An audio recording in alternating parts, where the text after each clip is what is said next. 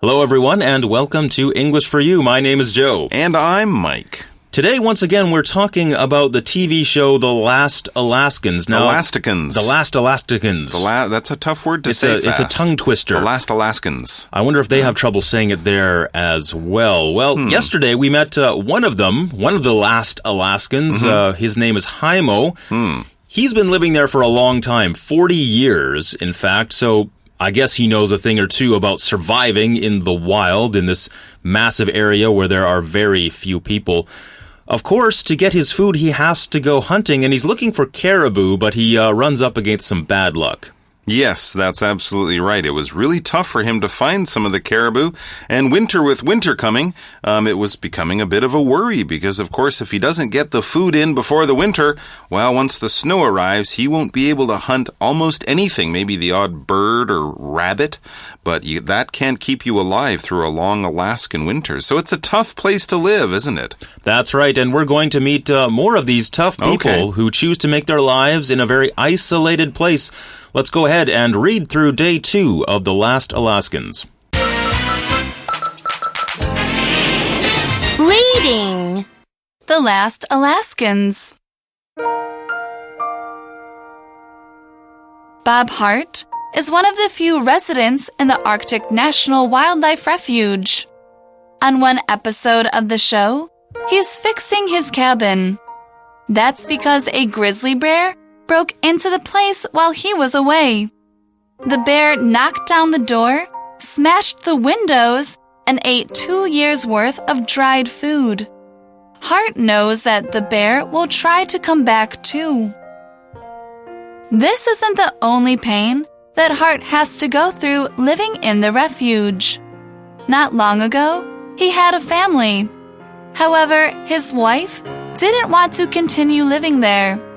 Hart chose to remain in the refuge, and his marriage ended because of it. Ray Lewis also lives in the refuge and is about 579 kilometers from the nearest city. That's where he spends the summer to keep the wolf from the door. Without the money he makes there, he couldn't afford to live in the refuge. For these Last Alaskans, though, nothing could ever replace the freedom of life in the wild.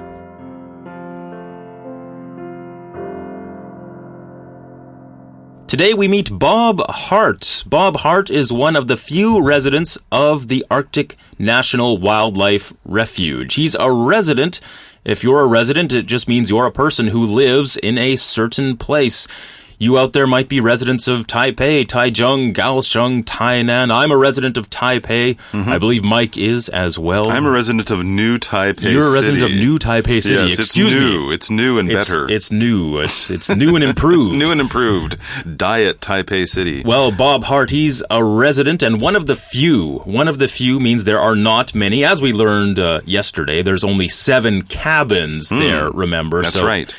There are just very few people living in the Arctic National Wildlife Refuge. And remember, refuge is a place that is protected by the government, meaning they limit the number of people that can live there, and they put a lot of rules on what you can and can't do there. Exactly. It's a tough place to live, but people must really want to live there because of all the difficulty they have to go through to just make a normal life. Let's look at some of the interesting problems that you might have if you live out there. Of course, yesterday we learned that finding food is obviously a problem, but there are some other things. As it says on one episode of the show, Bob Hart, it says he's fixing his cabin. Why is he fixing his cabin? That's because a grizzly bear, yes, a grizzly bear broke into the place while he was away. This wasn't a bad guy breaking in to steal his TV or something. It was a very large man-eating grizzly bear that broke into his cabin while he was away. I guess he was off hunting or maybe visiting some people on holiday. Who knows? But while he was away, a bear broke into his cabin. A grizzly bear is, I think, pretty much the second biggest bear that there is. Only polar bears are bigger. Polar bears are bigger, and grizzly bears are not much smaller. They're very large. They're called grizzly bears because they have this sort of dirty gray-brown fur, and it sort of looks a little grisly, like a man who hasn't shaved. But they're, 3 meters tall and 400 kilograms, and they can kill you by swatting you once with their giant hands, and then they'll eat you for lunch. So it broke into his cabin while he was away. Now, if you break into something, that means you have been locked out. Maybe you left your keys at home and you have to break into your own house to get in. Or, more frequently possibly, bad guys, thieves will break into a store, a business, a home while no one's there to try to steal things. But the idea is you're going to, break a door, smash a window, something like that to try to get into a place that you have been locked out of. And, of course, the bear did not have a key. Let's find out how much damage this bear did. It says the bear knocked down the door. Oh, so that's how he got in. He just probably stood up and pressed on it. Remember, as Mike said, they can be up to around 400 kilograms. So huge. If they want that door gone, they don't have to do very much. No. The bear also smashed the window. Smashed means to break something into tiny little pieces. Again, the bear would only have to hit the window very lightly with its giant paws, and that window would be gone too.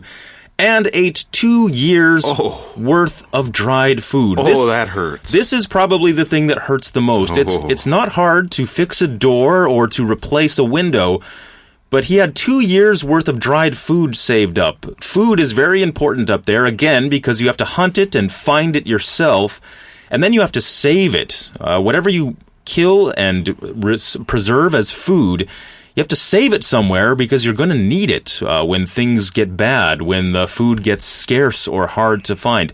2 years worth means that's the amount of food that Bob Hart would have eaten over a 2-year period. So he had that all saved up for the next 2 years. He was good. He was okay. And then all of a sudden, he has nothing, thanks to this grizzly bear who was apparently very, very hungry. Now, Hart knows that the bear will try to come back, too. Yes, that's what bears do. Once they know that a place is a good source of food, they will keep coming back again and again.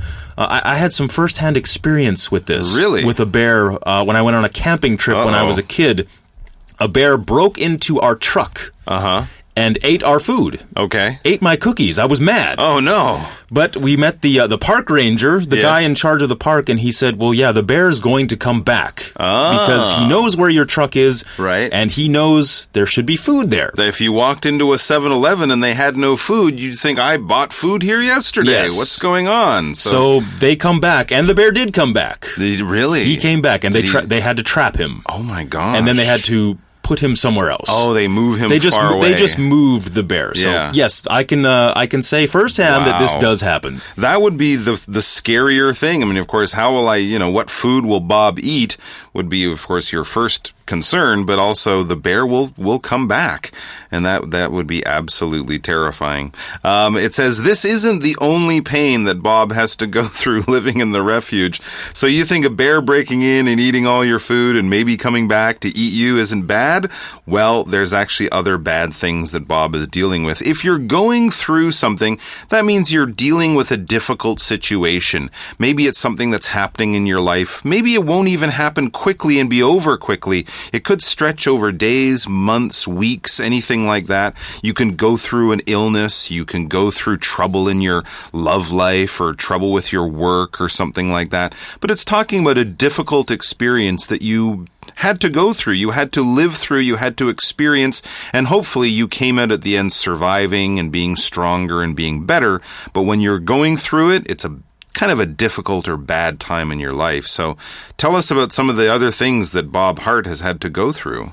It says not long ago he had a family. He had? Past tense? Past tense. Did they get eaten by a bear? Well, it says, however, his wife didn't want to continue living there. Okay. So that's what happened. She didn't get eaten by a bear. Well, that's good. At least I don't think so. It says she just didn't want to continue living there. As we said, it's very hard to live there. It's not an easy life. Yeah. She said, well, maybe I want to go live in a town or a city, someplace where grizzly bears don't break into your cabin. That's true. And eat 2 years of food at once. Yes. Hart chose to remain in the refuge, and his marriage ended because of it. Oh, that's too bad. So he wanted to stay there. That's what it means to remain somewhere. It means you stay where you are right now. If you're at home and you say, I want to stay at home, that means you are remaining at home. his marriage ended because of it. Marriage is when two people get married. They have a wedding ceremony, and you have a husband or a wife, or a husband and a husband, or a wife and a wife, because now we have same-sex marriage as well. But his marriage ended, so they got what we call a divorce. That's when the marriage is legally ended. So he wanted to stay or remain there. His wife wanted to go somewhere else, and they couldn't reach an agreement. They couldn't reach a compromise. So that was the end of Bob Hart's marriage. That's sad, but obviously his life in the wildlife refuge is really important to him. And it is a difficult life. I can understand why his wife wouldn't want to live out there so far from almost anything. To give you an idea of how far it is, let's read the next sentence. It says, here's another guy, Ray Lewis. Ray Lewis also lives in the refuge and is about 579 kilometers from the nearest city. Now, that's about the distance from one end of Taiwan to the other, isn't it? That's, just a little bit longer. Imagine if you lived in Danshui, and to get to the nearest town, you had to drive all the way down to Kending or something like that. That's a long way. To find a supermarket, a bank, a post office, basic things like that. We're not talking he's that distance from New York City. No, just from a small Alaskan city. A kilometer is a unit of distance. It's a unit of measurement that we use for distance, and it's 1,000 meters. So 579 kilometers is quite a far ways.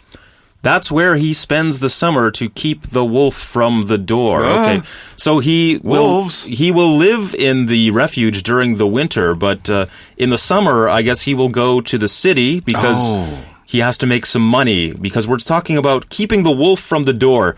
This doesn't mean like a real wolf. This is a phrase we use to talk about debt or to talk about being able to pay your bills. If you can't keep the wolf from the door, it means you can't pay your bills, or you can't pay your rent, or you don't have enough money to live. So he has to go to the city, make enough money that he can live through the winter, and then when it starts snowing and starts getting cold, he can go back to the refuge, 579 kilometers away from the nearest city. Gosh. Keep the wolf from the door is our shortcut for you for today, so let's take a closer look at this phrase. Shortcut for you. Sir, please, can I have some money? Be off, boy. Do I look like a rich man? Well, with that gold watch, the nice clothes and expensive shoes. Never mind all that. I tell you, I can barely keep the wolf from the door. No wonder wolves want to eat you, you rich fat man. How rude.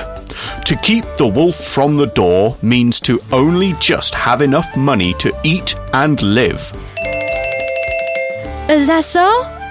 Keep the wolf from the door means 勉强维持生计.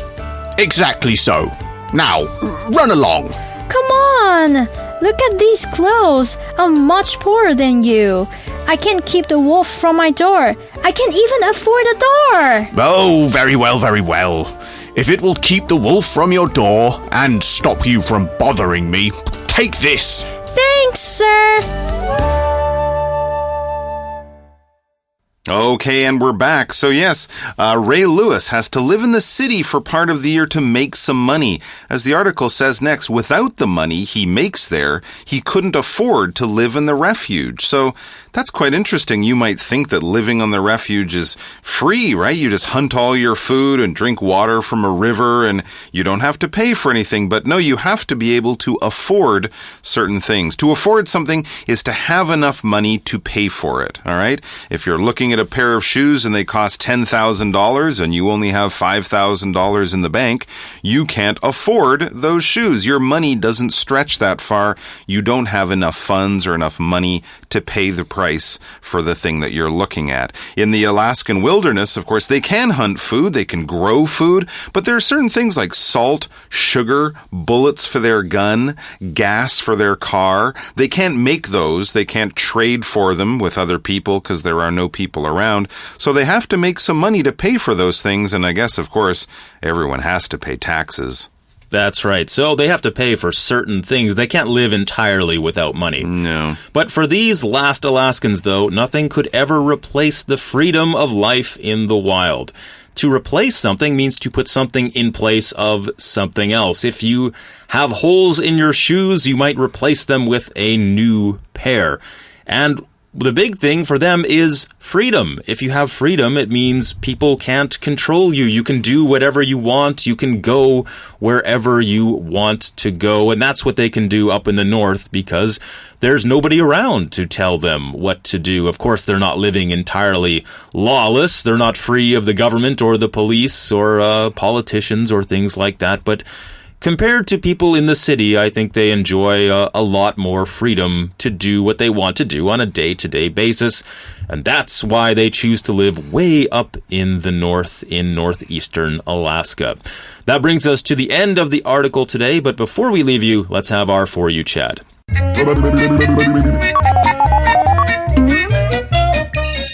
You chat. Over the past couple of days, we've been taking a look at some people who obviously prefer to live way up in the countryside. This is the extreme countryside we're talking about. This isn't just going a few minutes outside of the city and you can drive back in a few minutes or half an hour. As we saw, one of them lives almost 600 kilometers away from the nearest city. So yes, this is the extreme countryside. Mike, I'm pretty sure I know what your answer is going to be already, but Really? I'm going to ask anyway. Yeah.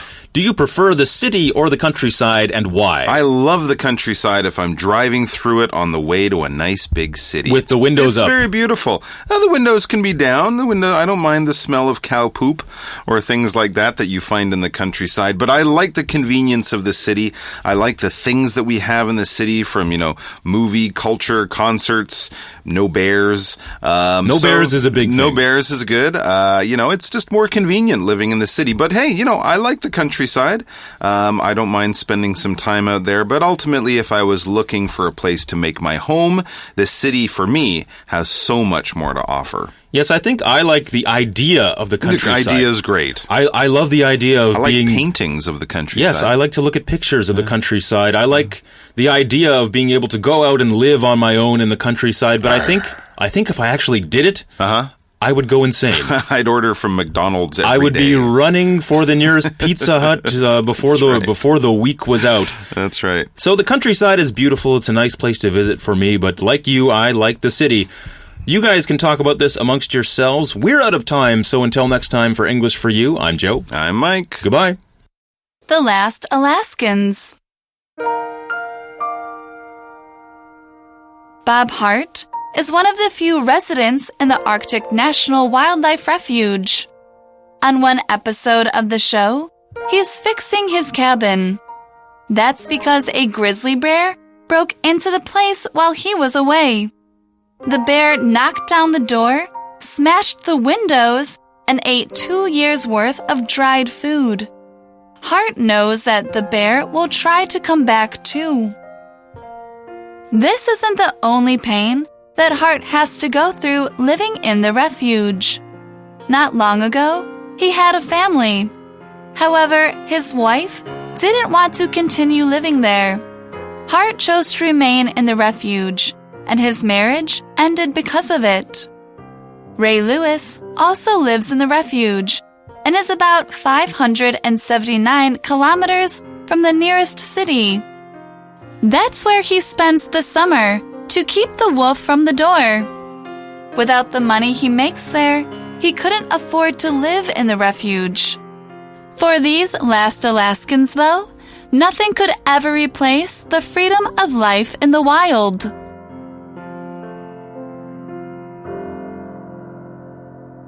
Vocabulary Review. Remain. The king remained in his castle while the soldiers went out to fight. Marriage. Anna and Stephen have a normal marriage. They fight sometimes, but they solve their problems. Kilometer.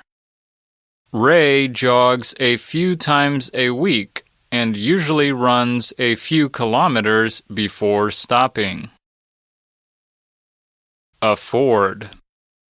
The rich family can afford to go on nice trips abroad several times a year. Replace. I'm thinking about replacing my little scooter with a big motorcycle. Freedom. Alan wants to have more freedom, so he's moving into his own apartment.